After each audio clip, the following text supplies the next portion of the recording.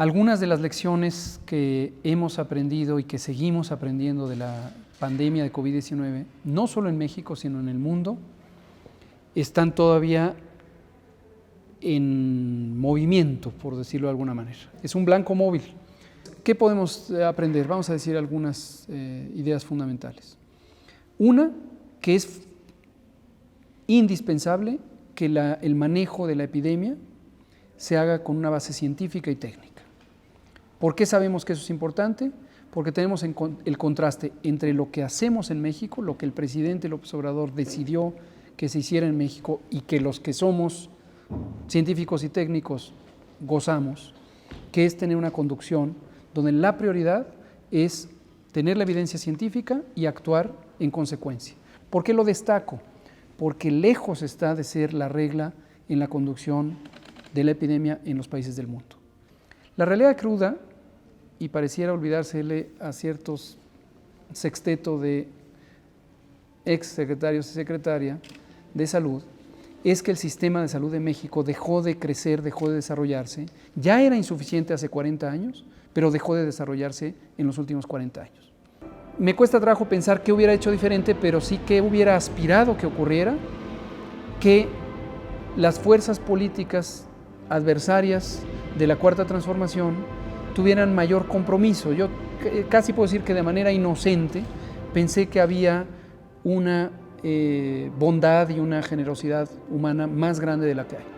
Hoy, por cierto, ya leí el documento que ayer nos recetan los exsecretarios y me llama mucho la atención que en una de sus 14 recomendaciones habla de un pacto de coordinación con los estados y con las fuerzas políticas, que ellos forman parte de esas fuerzas políticas. Y yo creo que la evidencia es clara. ¿Qué han hecho esas fuerzas políticas adversarias por contribuir a la epidemia?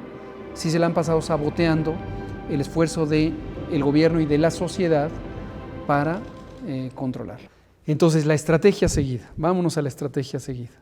Y voy a poner ejemplos concretos que también están por ahí en la receta mágica de estos colegas que en 6 semanas van a acabar con la epidemia.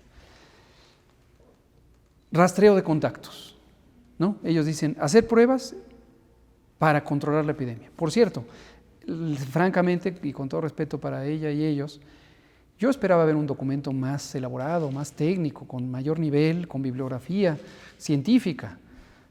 Parece casi una proclama política. En un tema técnico que ha sido motivo de aparente controversia, pruebas, que ha sido el señalamiento repetido de gobernadores, de políticos, de empresarios de este sector.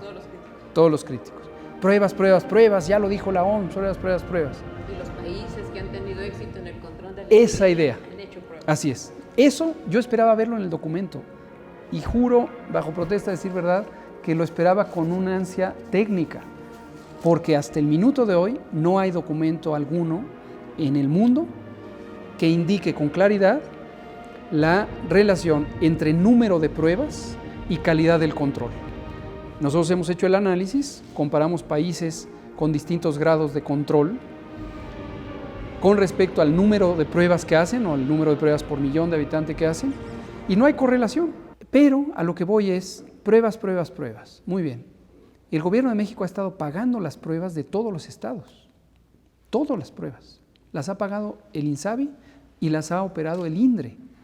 Les hemos hecho pruebas a los estados y les transferimos todos los kits, todos los estuches diagnósticos a los laboratorios estatales de salud pública. ¿Cuándo estos adversarios han dicho, y a mí me financian las pruebas, pero ya no puedo hacer más porque mi laboratorio estatal llegó al tope y no tengo capacidad y no estoy dispuesto a poner salarios de personal o comprar equipo? En algunos casos, como Nuevo León, se han ido por los privados. Y Jalisco también un poco. Cuando les hemos preguntado, ¿se aseguraron que estos tienen la calidad técnica? ¿Hicieron un ejercicio de reconocimiento de competencia técnica como el que hizo el INDRE? La respuesta es no. Entonces, ¿qué confianza podemos tener en un conjunto de laboratorios privados que no han sido reconocidos en su calidad técnica? Aunque lo sean, aunque algunos pudieran serlo. Entonces, todos los que están haciendo pruebas privados tuvieron la validación del INDRE, ¿no? No, ojalá fuera el caso. Nosotros hicimos el ejercicio desde el inicio con las 3 mayores asociaciones de laboratorios de diagnóstico. Hay una lista de, no sé, Y hay una lista. ¿Cuántos llevamos ahorita? 64 laboratorios. esos sí están validados. Esos están validados. A ver. Como país, en ningún minuto nos hemos quedado sin pruebas. Nunca. Una semana. En una semana se redujo la velocidad, se recuperó a la semana siguiente. Entonces, si alguien piensa que se hicieron menos pruebas porque no había con qué, en ningún momento. Dinero, digo, no es que se tire el dinero, pero no nos ha faltado. La vigilancia centinela es un pedacito de toda la vigilancia que ha estado operando en todo momento. La vigilancia centinela se hace en 475 unidades monitoras, de un todo de 26,000. Este es el tamaño de la centinela, este es el tamaño, aquí está, este es el tamaño de la vigilancia centinela.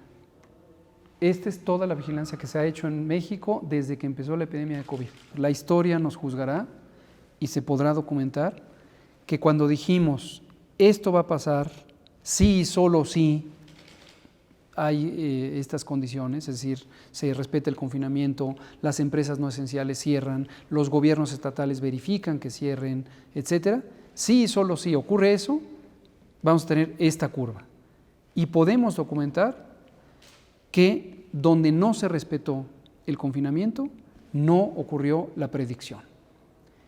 ¿Qué es lo que pasa? Que justamente estos actores de la clase política, los empresarios y los medios corporativos, construyeron un discurso como si las predicciones científicas fuera una y se obsesionaron con lo de el pico y el 8 de mayo. Yo pienso que fue mejor dar un primer impacto, que sincronizara, que permeara, que hiciera este choque cultural, y no solo en gobernantes, en la sociedad, de todos a casa. Cuando fue el mensaje de aquel domingo de quédate en casa, y también fue eso, decir, el mensaje tiene que ser indiscutible. La misión es que todos nos quedemos en casa. Parte uno de ahí, restableces el sistema al modo quédate en casa. ¿Cuándo fue la jornada de la sana distancia? Uno puede decir, la responsabilidad nacional logró esto. Y si lo logró poco, vamos a asumir, es porque la responsabilidad nacional no lo logró. ¿Quién es el ejecutor de que empresa 1, empresa 2, maquiladora 3, taller 5, televisora 8 cierre? Es una responsabilidad local, porque el fundamento legal de sabes que no puede estar abierto porque tú no eres esencial, es autoridad local. Entonces, este discurso construido y construido en mucho por estados que están en el mismo grupo de interés político que los distintos adversarios, que han construido la narrativa de López-Gatell y su estrategia, qué cara dura. ¿Quién tiene que implementar? Yo soy el estratega, ellos son los operadores tácticos. Que lo hagan. Pongo el ejemplo con lo de hoy. Hoy tuvimos reunión con la CONAGO. A media reunión con CONAGO me habla una funcionaria de un gobierno estatal, cuyo nombre no me voy a acordar, que ya no está en CONAGO. Uno de los 10 federalistas. ¿Para qué me habla? Para decirme, ya nos mandaron la versión del semáforo para la próxima semana y vimos que estamos en naranja. Me pide mi gobernador que si nos apoya, porque estamos a un punto del amarillo. La ciencia es la ciencia, la técnica es la técnica, y hemos dicho 1000 veces que el semáforo no está sujeto a negociaciones, que nuestra obligación como Autoridad Sanitaria Federal es decirle, esta es tu realidad. ¿Cómo lo instrumentas? Yo te respeto. Si tú consideras que tienes menos riesgo del que yo te estoy diciendo, si tú consideras que sí tienes el riesgo que te estoy diciendo, pero la economía está sufriendo mucho, o si tú consideras que tienes más riesgo del que yo te estoy diciendo, súbele, quédate igual o bájale, pero asume la responsabilidad. ¿Pero qué quería este Estado? Que usted le autorizara. Que yo le dijera, ¿cómo no? ¿Y en 15 días? Exactamente, en 15 días López-Gatell, y es un gobierno que se le ha pasado diciendo López-Gatell y sus picos y sus curvas y sus La capacidad técnica de los médicos que se entrenaron, hicimos todo nuestro esfuerzo por lograr que tuvieran la mejor capacidad técnica, pero para nadie hemos ocultado que obviamente no es lo mismo tener especialistas en medicina crítica entrenados en una residencia de 3 años. Nunca hemos pretendido tapar el sol con un dedo. ¿Quién es el responsable de que no tuviéramos el número necesario de especialistas en medicina crítica y en infectología y en neumología y en medicina interna? Déficit de 240,000 trabajadores de la salud, déficit de especialistas, no había. ¿Quién dijo en 1975, según esto que relaté y me acabo de enterar? El entonces rector de la Universidad Nacional Autónoma de México, médico prominente, ex secretario de salud, más bien posteriormente fue secretario de salud después de ser rector, y estamos hablando del maestro don Guillermo Soberón Acevedo. En sus discursos de 1975 dijo: el mercado mexicano de la salud no necesita más recursos humanos. Y a partir de ahí se empezaron a achicar las generaciones de estudiantes en la Universidad Nacional y después en las distintas universidades. A partir de ahí se empezaron a reducir las plazas para residentes que hacen la especialidad médica, desde 1980, y pasó hasta nuestros días.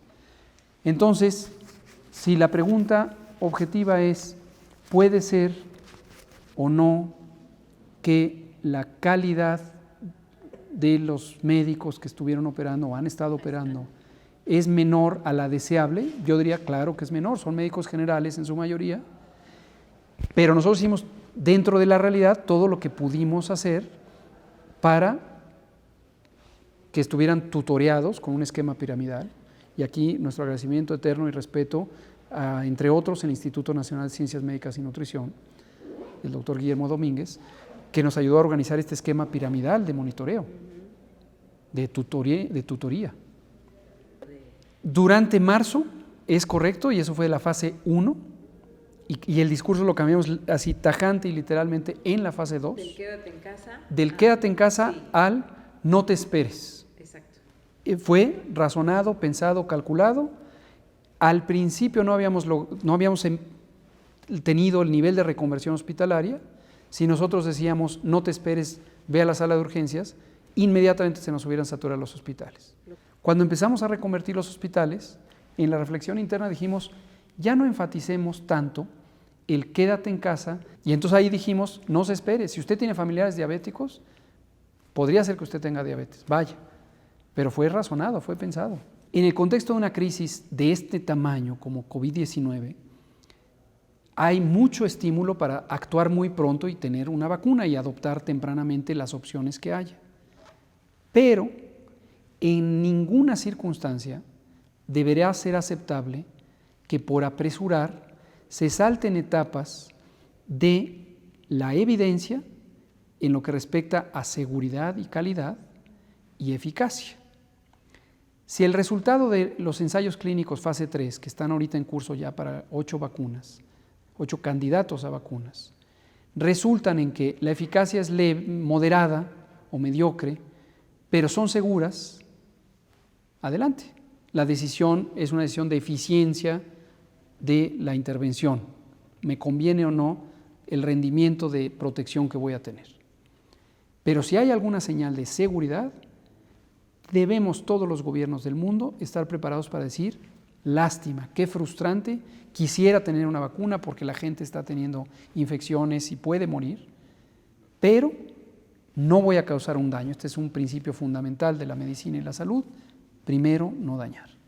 Existe toda la voluntad política, que incluye la financiera, para garantizar que toda persona que necesite la vacuna, necesite en términos de una recomendación científica de uso, la va a tener y la va a tener gratuita. Cuando el presidente dice universal, se refiere a eso. La decisión de cuál es el esquema recomendable, vamos a decir a qué edades se pone, a qué grupos, nadie en el mundo la conoce. No es una cosa de México, es que nadie en el mundo ha definido. Depende de los ensayos. Porque depende de los ensayos.